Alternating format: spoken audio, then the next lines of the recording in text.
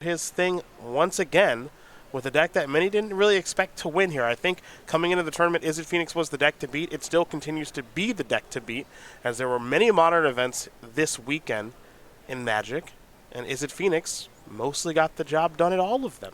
Yeah, how many copies in the top 8s of the 2 Grand Prix? I don't have it in front of me, but it was a pretty large number. I know that Guillaume Matignon won Grand Prix Bilbao with Izzet Phoenix, and our good pal Matt Costa. Yes, he was in the finals of Tampa. I don't know if he won. Checking, he did not. He lost in the finals. Shut it down. Sorry. I was really hoping that Costa would get that done. Now I don't want to watch anymore. Ruined my day. Hate to do that. Yeah, Or's deck, no main deck copies of Surgical Extraction. So he's going to, Arc-Light Phoenix is going to have to kind of manage the hard way.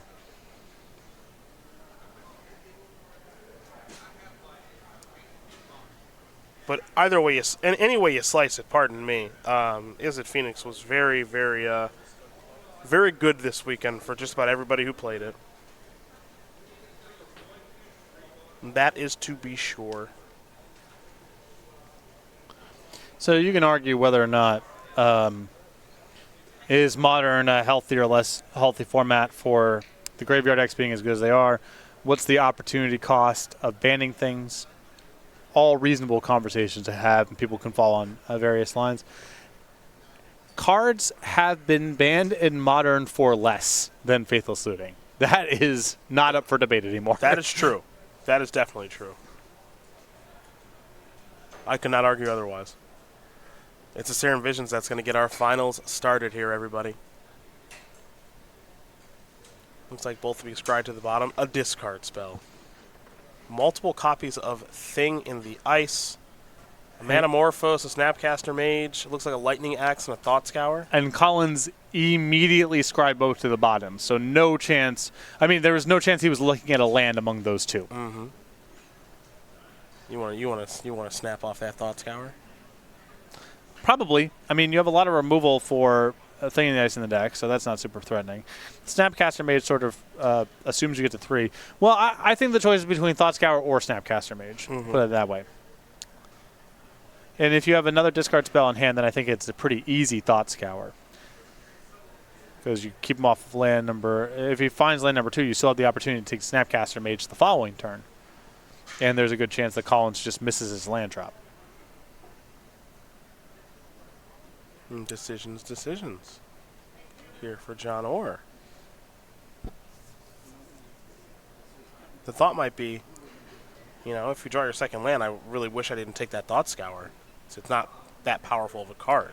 Yeah, if you don't have another discard spell in hand, then there's a really big risk of taking the Thought Scour, because then he draws the second land. He's got Manamorphose plus Thing in the Ice to get a little bit going, and then you're looking at Snapcaster plus Cantrip if he finds a third land, and then your discard didn't do all that much.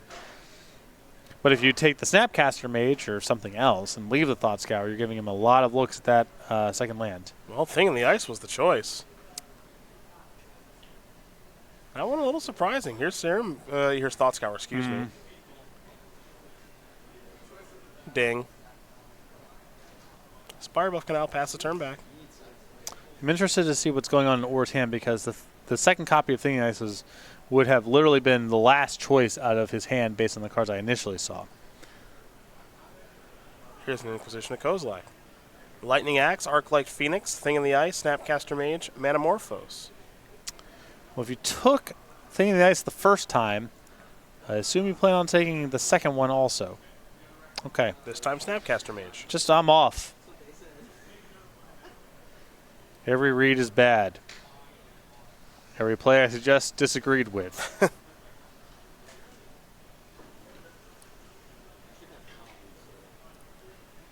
Oh, Colin's going to play. Oh boy. Well, that's a card he can answer, actually. He does have some answers. 4 main deck copies of Assassin's Trophy along with a Maelstrom Pulse.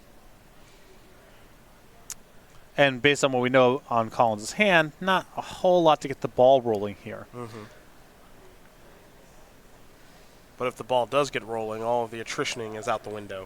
For sure. You can't manage any sort of, removal and discard game against Pyromancer Ascension.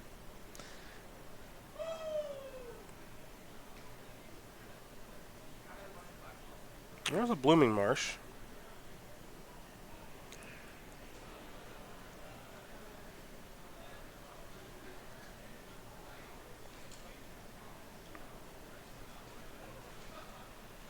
Now here's a Collective Brutality.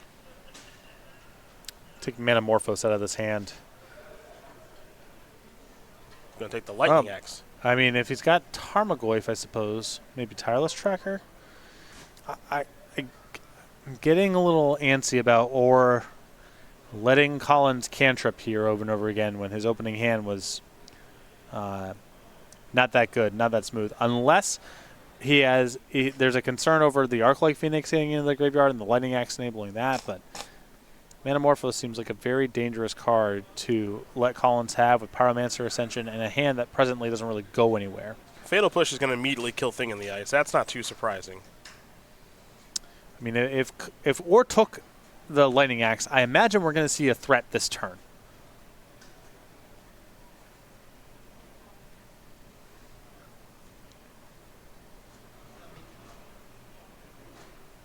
Yep, Scavenging Ooze, that counts.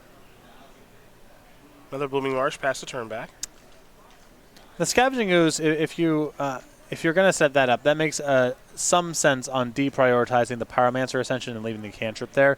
It's going to be hard for Collins to get counters on the Pyromancer Ascension if the Scavenging Ooze sticks. Mm-hmm. Especially if Or gets to untap with it. Right. Then the graveyard's just a non-starter for the rest of the game. Pyromancer Ascension is not going to amount to very much. A Lightning Axe.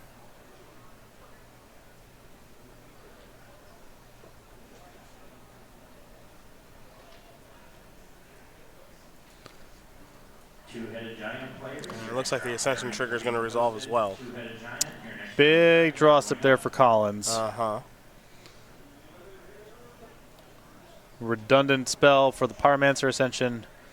And getting that ooze off the table now gives Collins some hope that a cantrip off the top and he could be off to the races. Ooze is going to eat the Thought Scour. We'll head back over to Or now. That is a Tireless Tracker and a land to go along with it. So here comes a clue. And we'll be heading back over to Collins, I think, here in just a moment. Maybe not. Thought sees you. Take your Manamorphose, leave you with an Arc-Light Phoenix. It's a big hit, too. That Manamorphose gets him a draw to a cantrip. Oh, there's a Flame Slash. Let's go back over to Or. Tireless Tracker, sack that. Tracker gets bigger. There's a land, make another clue. And get this thing rolling. There's a mountain, pass the turn back over to Or. Tracker's nice too because it starts to spiral out of control all by itself and becomes a large threat that can kill you. Definitely. It's a good threat for Or to have to keep the gas coming here and try to close this game out quickly. But Collins, as long as that Pyromancer Ascension stays on the battlefield, Collins has some hope of overwhelming Or all in one shot. A cantrip that starts chaining together. We've seen it before. You can go from a pretty low base to drawing most of your deck. Ooh, Tarmogoyf's nice too. Yep, got to speed it up here. Probably a 4-5. There's a Serum Visions. Well, yeah, you talked about having to speed it up. Well, here we go. 2 counters on the Ascension now.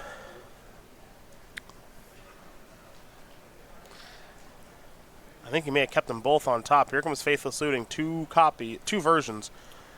The real and the fake, but it's 4 cards all the same. Oh boy. Or is in trouble.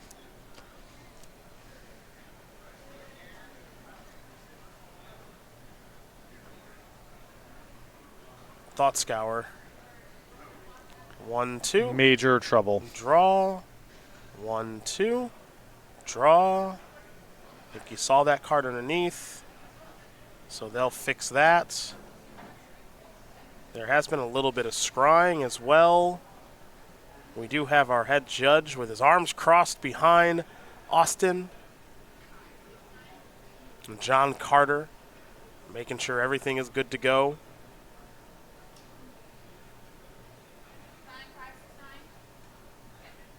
We're going to have at least 2 copies of Arclight Phoenix on the way back here.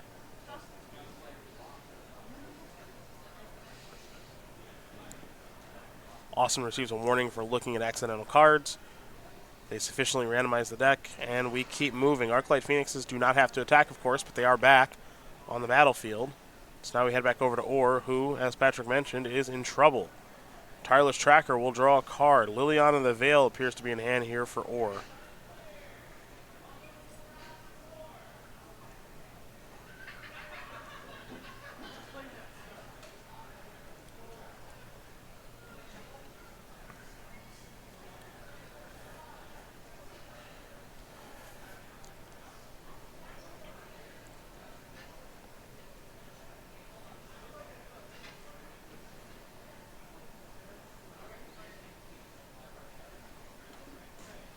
If Orr can find an answer to the Pyromancer Ascension, I think his position becomes excellent. But if Collins gets to get to the next turn, you know, he's got Faithless Looting in the graveyard, the likelihood that he's able to spin together a lot of stuff really high. Yeah.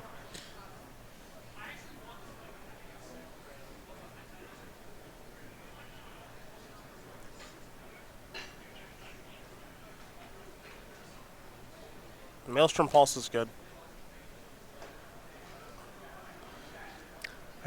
Not thrilled with the, I guess the pre-combat, if it gets it to a 6-7, that's fine. Gets it to a 5-6, it looks like. The thing is, Collins got so many eggs in that basket. Like, the game is just about Pyromancer Ascension, that I think the likelihood that the Goyf being a 5-6 and hitting for an extra point is not worth as much as Collins planning his blocks like he gets to untap. And he with just gets to Pyromancer get Ascension. Yeah, I agree.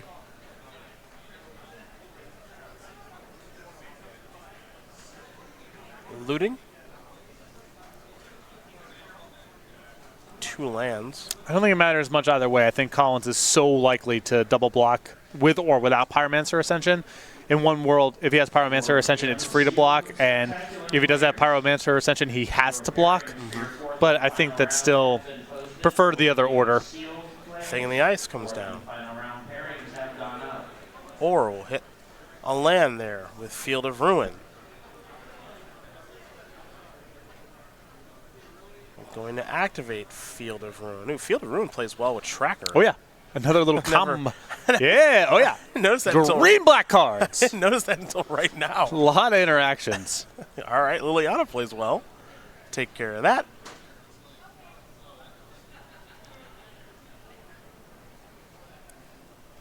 Sack a clue, draw a card. Little of this. Search for a basic, get a clue. Tracker's a 7-power creature. We can turn this into a 2-turn game as Collins is going to search up an island there with the Field of Ruin.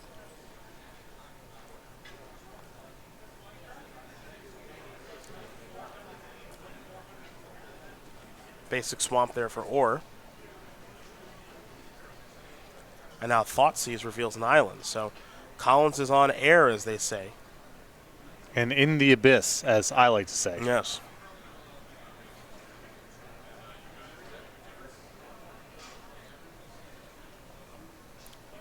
As this Tracker has done a great job for Jonathan Orr this game. Going to serve in here for 7.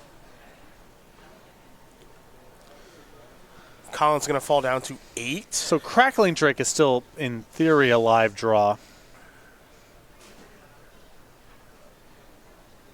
In theory, but I wouldn't feel great about it. Yeah, unlikely to dig him out of this hole, but, you know, he could cast it. It could, in theory, block and trade. If Collins is doing this with his mana, then I think we're done for here. Surgical Bolt.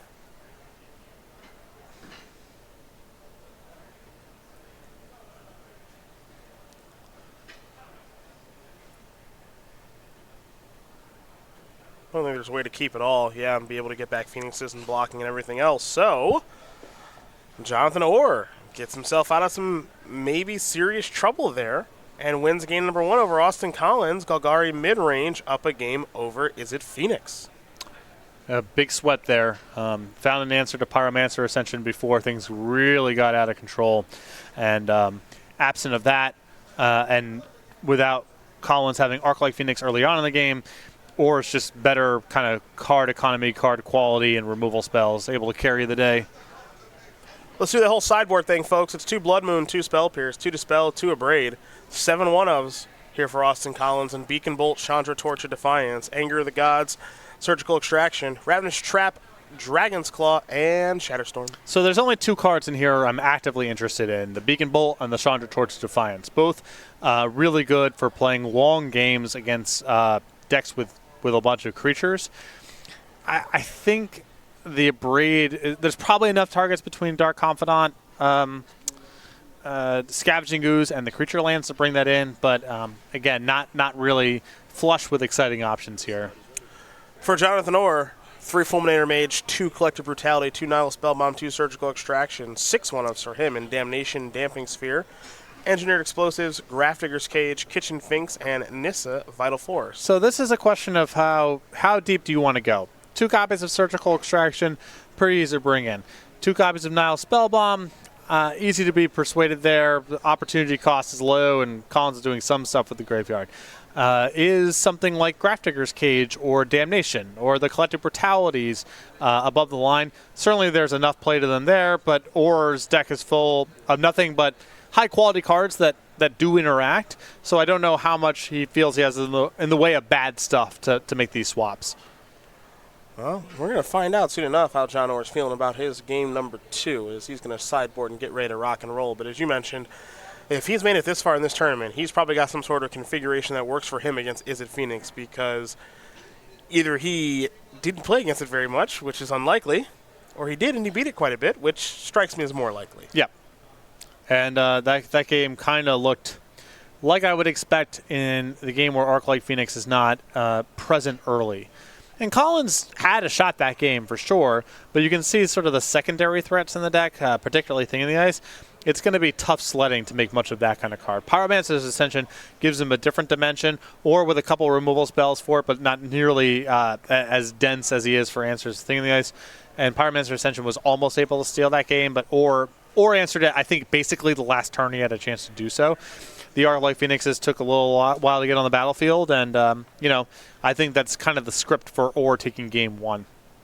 War of the Spark is on its way, folks. We are looking forward to an awesome set and an awesome pre-release to go along with that set. April 27th and the 28th is when Magic's newest set will be headed out the doors for the pre-release, and we want you to get this awesome playmat, coup de paw, at that pre-release for War of the Spark. Of course, only available at participating stores is this exclusive playmat and newest member of the Star City Games Creature Collection. If you want to find a store near you that is participating in this awesome promotion and get the coup de paw playmat, go. That's starcitygames.com/pre-release. Has all the information for you. Again, it's going to take place on April 27th, the 28th for War of the Spark with 36 Planeswalkers, which is going to be a super sweet set. An interesting design challenge. So Lorwyn came out when? 06, 07, something like that. 05. No. 08. I think like 08. I think 08.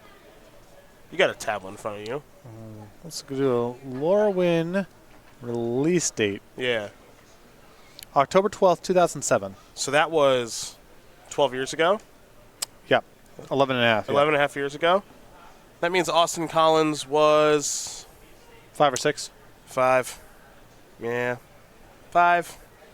Why is Lorwyn the set in question here? Oh, it's the first Planeswalkers. Sure. Yeah, first Planeswalkers. So Austin Collins was 5 years old when Garrick and Jason Company came out to play. The 16-year-old now from Kansas City, Missouri, who's played in 18 opens last year with 3 open top 8s. He's got 4 open top 8s all time. I suppose we're going to have to change that number to 5, along with 3 invitational top 8s, back-to-back-to-back, mind you, for the youngster who streams on twitch.tv/acollinsmtg and is a member of Team Nova, looking to put a title underneath that team's umbrella and a first for Austin himself He's 2 games away from doing it, but it might be a very difficult matchup, actually, for Izzet Phoenix. I love Or's mana base. Oh, talk to me. 4 Blooming Marsh. Yeah. 4 Verdant Catacomb. Yep. 4 Field of Ruin. I got a feeling there's not a lot of overgrown tombs. 4 Swamp. Mm-hmm. 2 Forest. Mm-hmm. 2 Hissing Quagmire. Mm-hmm. 2 Overgrown Tomb. Mm-hmm. 2 Treetop Village. That's nice. It's a beautiful mana base. Yeah, that looks nice. Do you have any dopey 5th fetch land for blood? No. No. I have 4 Verdant Catacombs because that allows me to find green and or black mana as appropriate. That's all I care about. That's right. I'm, of course, playing my green-black creature land.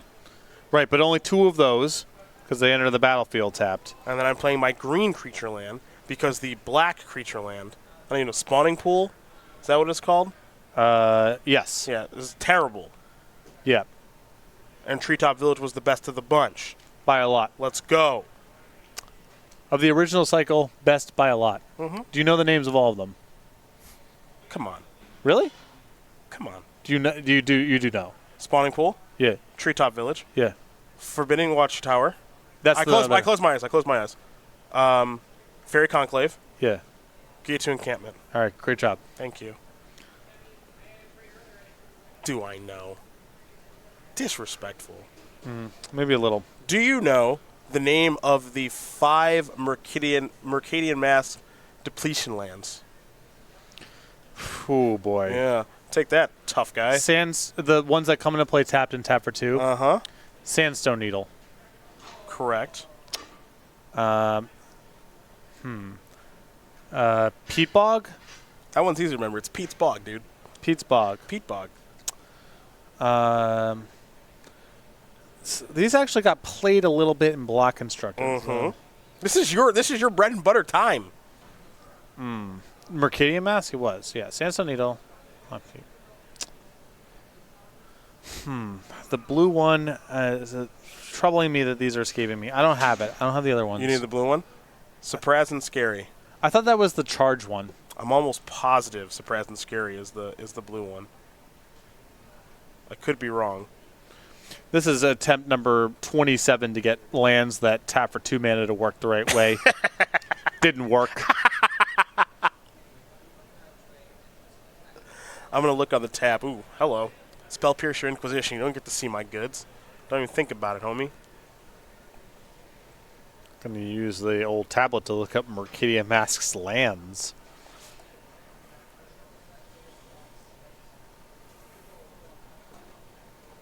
Whoever gave us these tablets, bad idea. Yep. That was my idea. It's time for a Serum Visions? Oh, yeah. I'm feeling pretty confident about the Scary, for what it's worth.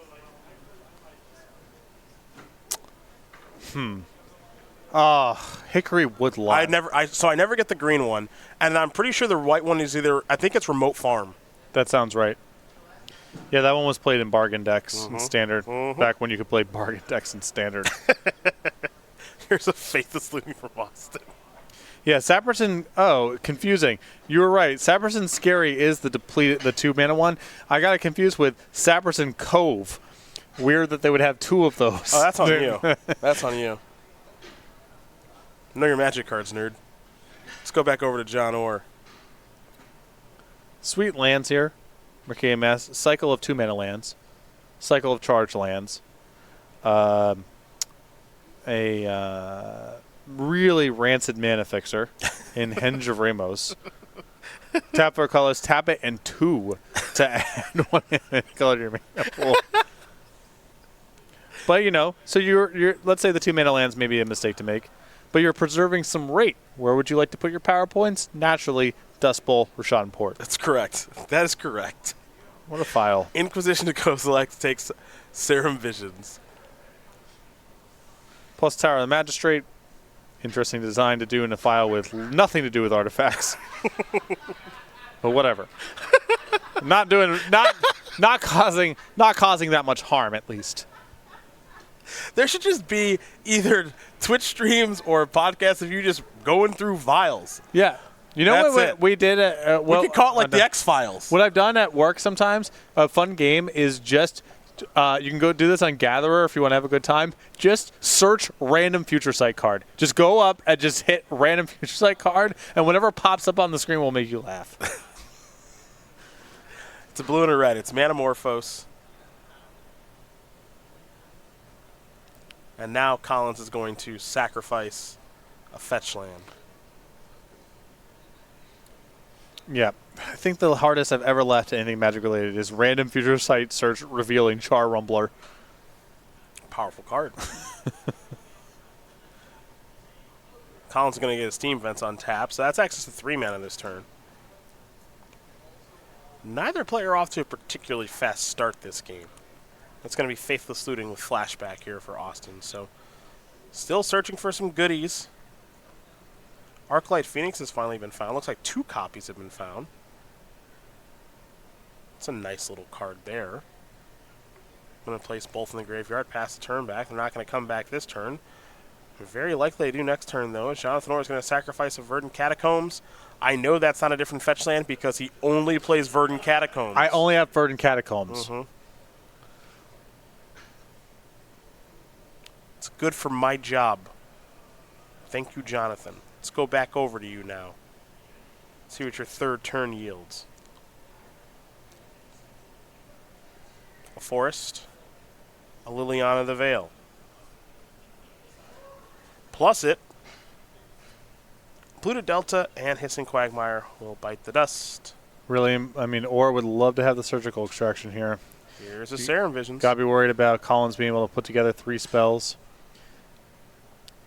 Attacking your Liliana down.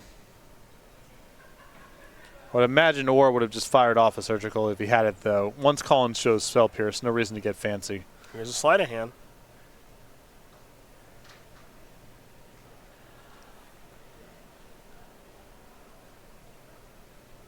There's a Thought Scour. 1. Oh, no. Surgical or... Oh, dear. Nope. Oh, dear.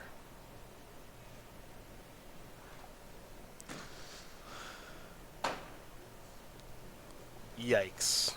This is the card that's trouble.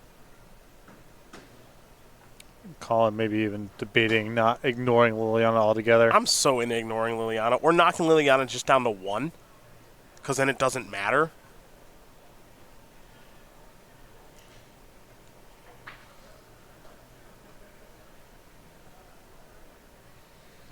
I'm not sure if it doesn't matter, because Orr has a sideboarded Damnation that might have been brought in. Leaving Liliana at 1 if Orr goes land Damnation plus. That's nice. That is nice. That is nice. That's also a risk there of Yeah. leaving Liliana. Kalidas minus Liliana make you sacrifice a creature, which is Arclight Phoenix, which is exiled, and now I get a zombie. That's a real problem. So now you got to split the difference. Yeah, this looks splitting afterwards looks pretty bad. Yep, does. Crackling Drake, pretty big. Draw a card. All right, Ori, you got a bunch of removal? If you do, you're doing pretty good. You got a lifelinking threat out there.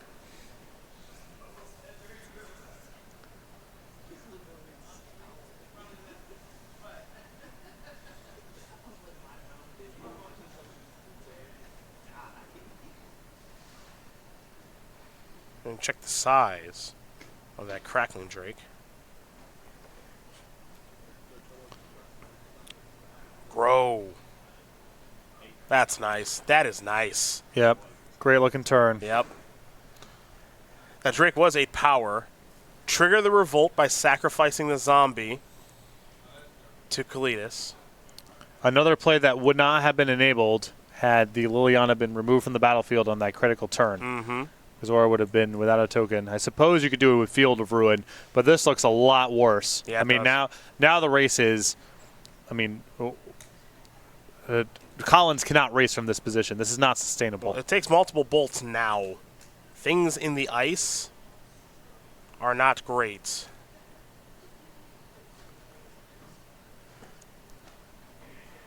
And if you're Ori, you just need to keep gaining as much life as you can. So probably sack a zombie, attack again. Well, if you sack a zombie and attack, now you're gaining more than Collins is dealing you. You know, you had to have some concerns about what that does if Collins' hand is just stringing together some cantrips. but there might not be a whole lot to be done about that regardless, depending on what's going on in Nora's hand. All right. Gate 5. Flip the life totals. What's the follow-up? Tracker. And just pass. This is winnable for Collins. He's already got a bolt in hand. He's got 2 bolts in hand now. And dead you. Jeez. Yep. Jeez, this deck. Whew. That was looked like that door was about to shut on Collins, but that key second bolt there, able to finish off the game before Orr got back to his turn. Boy, this deck is good. Tell you what. Yeah, it plays a lot of really powerful cards that cost 1. And I think that's a good recipe in Modern. You have felt this way we're going on year 4? At least. 5? Longer. Yeah. Longer. Play the cheap ones. Right, because you can play a lot of them in the same deck, and you can play multiple of them in turns. Yeah, that's all I accurate. like that mixture of stuff. These players are going to look at their sideboards here one more time. So we're going to take a short break to hear from our friends over at Ultimate Guard. They've got a couple new products that are out now that we want you to check out.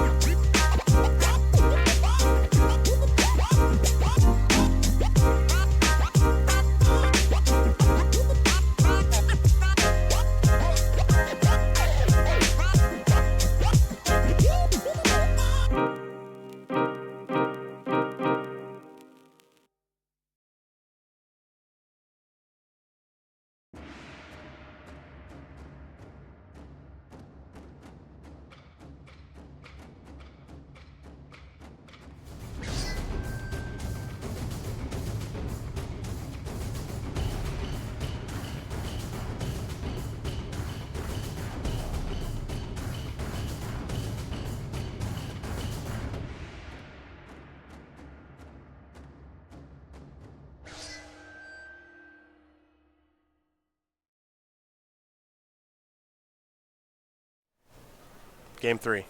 Last one of the weekend. For it all. Good weekend here in Philadelphia, ignoring dinner yesterday. Yeah, that was not great. Todd Anderson has lost recommendation privileges for the foreseeable future. For the weekend, Todd is cut off. Cut off. For picking food options. We must make it public when one fails at food, because I've done it before and I'm still getting lambasted about it 4 years later. Yeah. Where do we go in Chicago that was bad? I don't remember the name. It's tough to miss in Chicago, too. You know, I could tell right when I walked in. I could tell immediately. Yesterday? Yeah. I've been to that restaurant before. Yeah. I could tell something was amiss. Not good. It's not good. No. No. Gotta say, I know we spoke about this. Not a huge fan of ordering the queso dip and having it brought out in a small soup bowl with a spoon. Yep. Like you're supposed to lap it up like a dog when you're done with your chips. It's not good. I'm not really into the whole visual presentation of food sort of as a thing. I get, whatever, but I don't know how much it affects my dining experience. Mm-hmm. That was not a good look, though. That was enough for me to raise an eyebrow. Here's the thing. It does affect your dining experience because that happened yesterday. Yeah. That happened yesterday. You're an animal. And when you're done with the chips, when you're done with the way this was intended to be eaten, you're going to put your face down in this bowl and just slurp up the leftover cheese. And maybe you'll want a spoon to do that because it looks like soup. That's what the spoon implied. Unbelievable. That's literally what the spoon said. Unbelievable. That's what it said. It was a tough night at J. Alexander's. Are they calling you right now? Is that what that was? I don't know. They called to apologize? Wasn't a number in my phone. I'll say that. I'll say that. I didn't pick up, but wasn't a number I had. They probably calling to have a word or two. So, we'll go somewhere else. I would like to leave the casino, though. I'm starting to lose my mind. Yeah, that's fine. That's totally understandable. A shack full of shakes is probably where we will dine this evening. Cool. I've just ravaged my body this weekend. I didn't know. that's I didn't know you could have Dunkin' Donuts. I think you seriously had. I think you've seriously had Dunkin' Donuts 6 times this weekend. You know what's the best part about the Dunkin' Donuts? What? No line. You go right to the front. The pizza, the fried rice, there's a line. There's a lot of people trying to get that. Dunkin' Donuts, they looked quizzically at me like, are you back? So I tried to space it out a little bit. So, like, I would hit different people in different shifts, you know what I mean? Because I don't want to be going back there for my 3rd bagel and 4th cup of coffee talking to the same person or whatever. The bagel was so bad. It was. The everything bagel is so bad. Yeah. It does. The upside is it does have everything on it. It's like $6 too. Yeah, well, we're at the casino, right? It's Well, I guess they're marking it up. Everything's upcharged, you know? You got to pay for the privilege. And you certainly have been. Yeah. Wallet, body, mind, all ravaged. Jonathan Orr is going to play a turn 2 Dark Confidant. We'll see if it lives or not. Orr's ready to watch it die. Yep. There's a lightning bolt. Yep. I already started putting it in the graveyard. We head back over to Collins for his 2nd turn. Tap 2, Raven's Crime. Sleight of hand.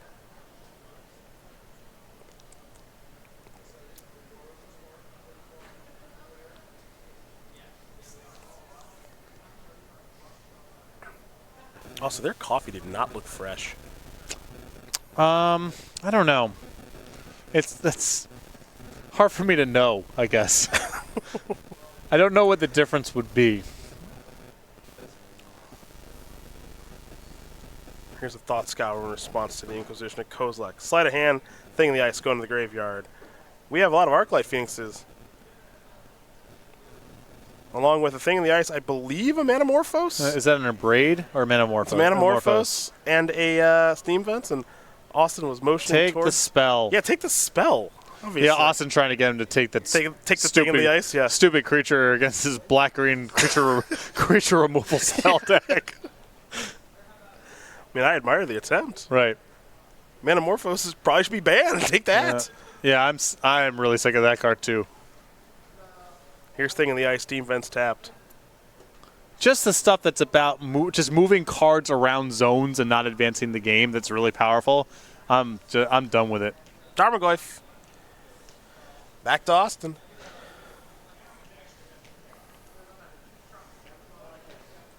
Here's a Scalding Tarn.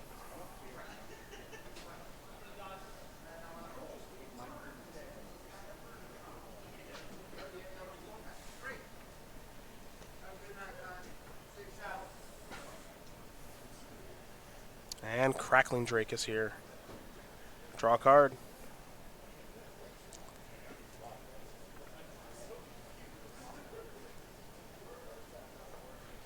I think if Orr misses a land drop here, I think he's going to have to just suck it up here and break the spell bomb and look. It'll run out of time.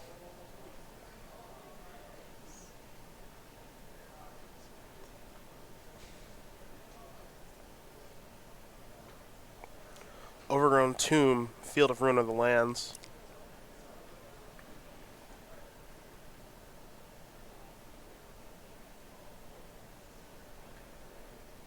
I guess Crackling Drake ends games fast. 4-5. Oh, sure. Yeah. It's a good attack. Can put an artifact in the graveyard at will.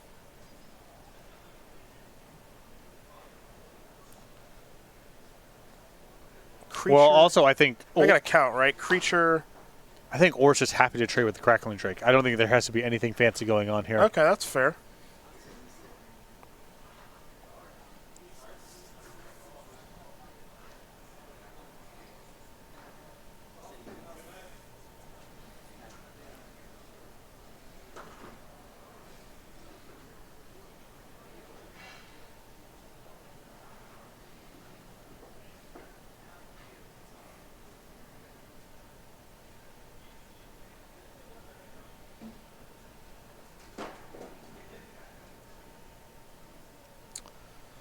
Collins here, I suppose, mulling over a block.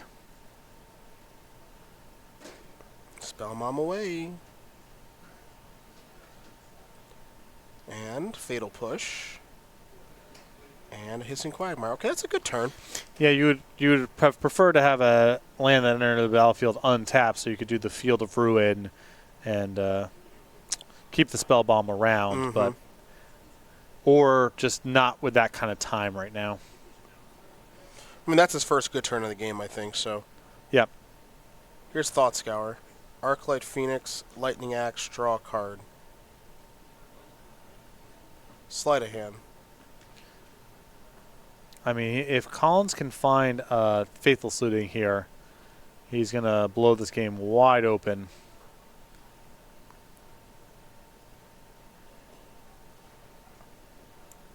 I mean, Transform. this is just lethal, right?